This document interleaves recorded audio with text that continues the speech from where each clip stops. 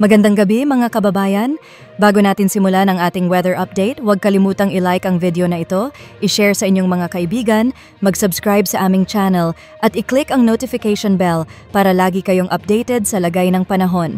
I-follow din kami sa aming Facebook page para sa real-time updates. Narito na ang weather update ngayong gabi ng Monday, June 16, 2025. Kanina ay nakaranas tayo ng biglaang pagbuhos ng ulan sa Metro Manila dahil sa thunderstorm activity. Sa kasalukuyan, ayon sa PAGASA, may namumuong low pressure area sa bahagi ng Visayas. Ito ay kasalukuyang nasa coastal waters ng Concepcion, Iloilo. Base sa pinakahuling datos ng PAGASA, mababa ang tsansa na ito ay maging isang bagyo. Ngayong gabi, dahil sa low pressure area, asahan ang maulap na kalangitan na may mga scattered rains and thunderstorms sa Visayas, Bicol Region, Romblon, Quezon at Marinduque. Paalala po sa ating mga kababayan sa mga nabanggit na lugar, mag-ingat at maging alerto sa posibleng pagbaha o pagguho ng lupa. Inaasahan din ang mga isolated rains ngayong gabi na dulot ng thunderstorm activity. Ang lagay ng panahon for tomorrow, Tuesday, June 17, 2025, inaasahan pa rin ang maulap na kalangitan na may scattered rains and thunderstorms sa Bicol Region, Quezon, Marinduque, Romblon at Mindoro provinces. Samantala, sa natitirang bahagi ng Luzon kabilang ang Metro Manila, magiging maganda at maliwalas ang panahon, bahagyang maulap ang kalangitan at masisilayan natin si Haring Araw. Gayunpaman, asahan pa rin ang posibilidad ng biglaang buhos ng ulan gaya ng naranasan kanina. Sa Eastern Visayas, magiging maulap ang kalangitan na may scattered rains and thunderstorms.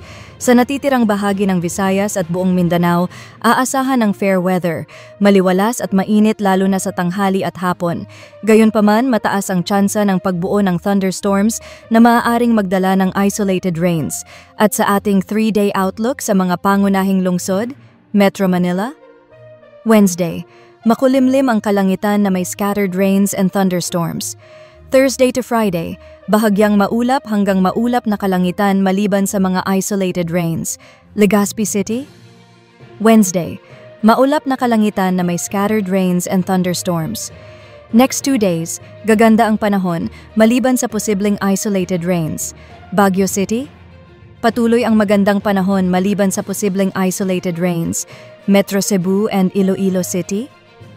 Susunod na 3 araw ay maliwalas ang panahon maliban sa mga isolated rains.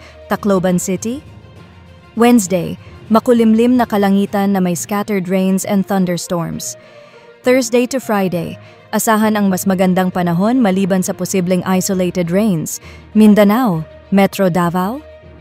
Patuloy ang maliwalas at magandang panahon pero nananatili ang posibilidad ng isolated rains, Cagayan de Oro City. Friday, paghandaan ang makulimlim na kalangitan na may scattered rains and thunderstorms, Zamboanga City. Wednesday, asahan ang scattered rains and thunderstorms. Thursday to Friday, fair weather maliban sa ilang isolated rains. Iyan po ang ating lagay ng panahon. Huwag kalimutang magdala ng payong, maging alerto sa mga babala ng panahon at laging handa. Kung nagustuhan ninyo ang ulat na ito, please like, share, subscribe at i-click ang notification bell para sa mga susunod na update. I-follow din kami sa aming Facebook page. Magandang gabi at ingat po tayong lahat.